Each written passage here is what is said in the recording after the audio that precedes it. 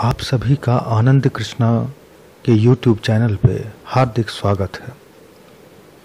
जैसा कि आप जानते हैं कि मैं गंधर्व आनंद आपको अपनी वीडियो के माध्यम से आध्यात्मिक ज्ञान और भक्ति और कर्मयोग की पराकाष्ठा पर कुछ न कुछ बताता रहता हूँ।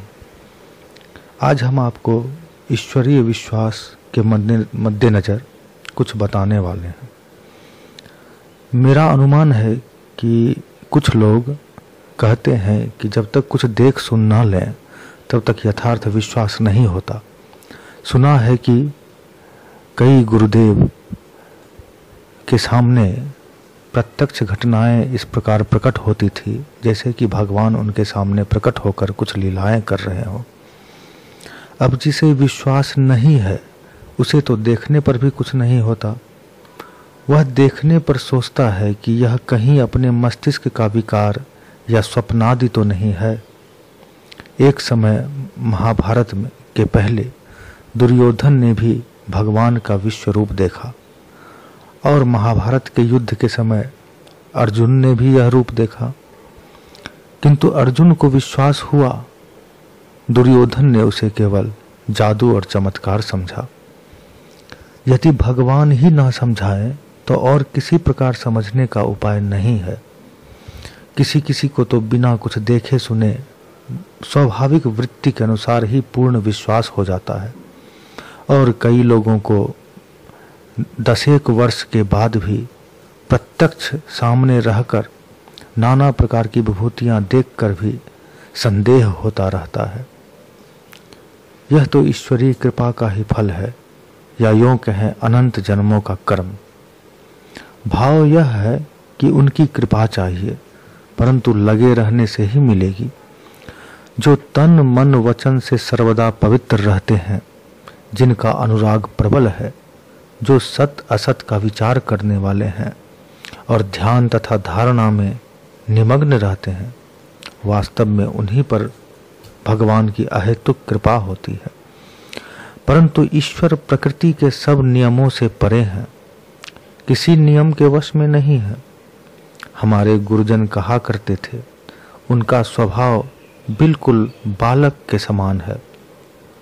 इसी कारण ऐसा नजर आता है कि किसी किसी ने जन्म जन्मांतरों से उन्हें पुकारा, किंतु उनसे कोई उत्तर ना पा सका। फिर जिसको हम पापी और नास्तिक समझते हैं, उसमें अचानक चैतन्य का प्रकाश हो आया। उसके ना मांगने पर भी भगवान ने उस पर अपनी अनंत कृपा कर दी। हम ये कह सकते हैं कि यह उसके पूर्व जन्म का संस्कार था, परंतु ऐसा कन्फर्म भी नहीं कह सकते, क्योंकि इसका रहस्य समझना बहुत ही कठिन है। हमारे गुरुदेव कहा करते थे कि भगवान को ही संपूर्ण सहारा समझो। हमारे गुरु का कथन था कि हरि का नाम ले लो सहारा मिलेगा, गुरु का नाम ले लो किनारा मिलेगा, माता का नाम ले लो इशारा मिलेगा। जैसे पत्तल तूफान के सामने रहती है, उसी प्रकार हमें भी रहना चाहिए। तर्क कुतर्क और वितर्क विचार की दौड़ तो माया से अधिकृत इसी जगत में है। देश काल पात्र की सीमा के अंतर्गत है, परंतु भगवान तो कालातीत हैं। वे नियम के अंदर में भी हैं और नियम के बाहर में भी हैं। प्रकृति के जो कुछ नियम हैं, उन्होंने ही उनको बनाया, या वे स्वयं ही ये नियम बने और इन सब के परे भी रहे। जिन्होंने उनकी कृपा को प्राप्त किया, वे उसी क्षण सब नियमों के परे पहुंच जाते हैं। इसीलिए कृपा का कोई विशेष नियम नहीं है। कृपा को प्राप्त करना भगवान की इच्छा पर ही निर्भर है।